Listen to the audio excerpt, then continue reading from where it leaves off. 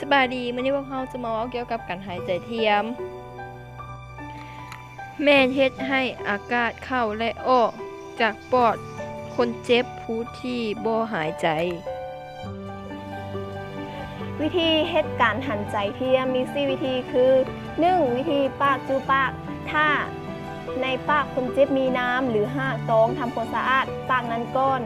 เอาคนเจ็บนอนหงายงึกคอคนเจ็บไปทางหลัง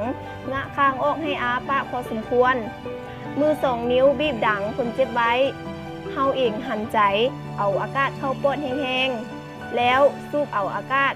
ออกจากปอดของคนเจ็บแห้งๆเฮ็ดอยู่ดังนี้ให้ได้14 หา 16 เทื่อต่อนาทีจนคนเจ็บหายใจได้จึงเศร้า 2. วิธีปากจูปากและดัง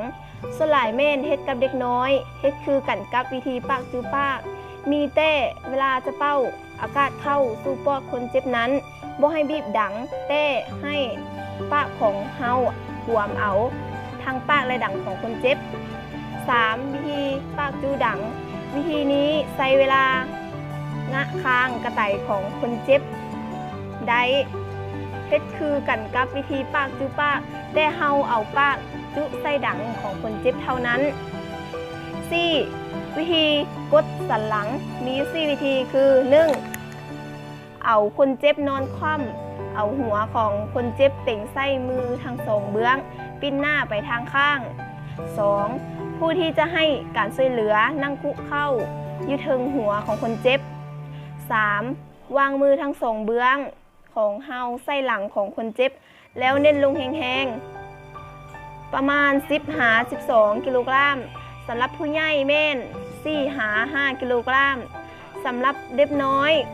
คมวางเพื่อเฮ็ดให้อากาศออกจากปอดของคนเจ็บ 4. จับแขนศอกของคนเจ็บทั้งสองเบื้องแล้วดึงงับเข้าใส่กันแห้งๆแล้ววางลงแล้วงับเข้าวางลงเรื่อยๆเฮ็ดดังนี้ให้ได้12 เทื่อต่อนาทีเฮ็ดให้อากาศเข้าปอดของคนเจ็บ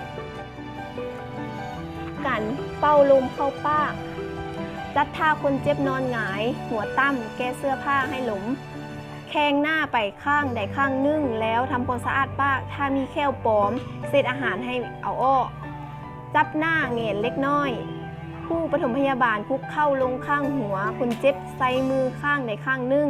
บีบดังคนเจ็บไว้เปิดปากคนเจ็บ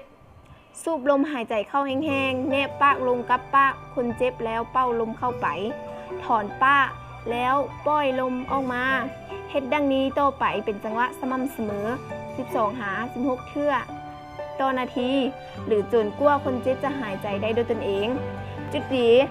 เฮ็ดให้อากาศเข้าปอดโดยกงสามารถเป่าลมเข้าปากได้ขณะนำส่งโรงหมอ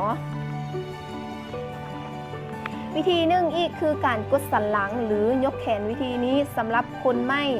1. ให้คนเจ็บนอนคว่ำลงปิ้นหัวและตะแคงหน้าไปข้างทบแขนทั้งสองเบื้องมาใส่ทางให้ฝ่ามือติ่งกัน 2. ผู้จะให้ความช่วยเหลือคุกเข้ายู่